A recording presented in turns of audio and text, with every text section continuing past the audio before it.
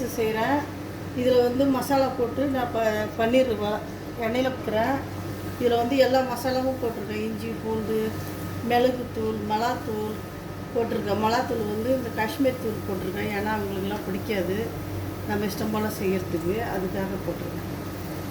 ஒரு வெங்காயம் எடுத்து வெட்டி வச்சுருக்கேன். கொஞ்சம் கருவேப்பிலை, அதுலேயே இந்த கேரட் ஒன்று எடுத்து வெட்டி வச்சுருக்கேன்.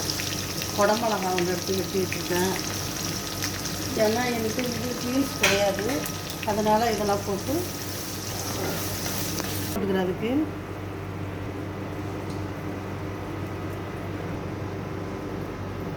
சாப்பாடு கொஞ்சம் அதிகமாக ஒரு 2 டீஸ்பூன் போட்டுக்கோங்க. 2 டீஸ்பூன் போதும். சாதம் கொட்டி கலர்றேன்.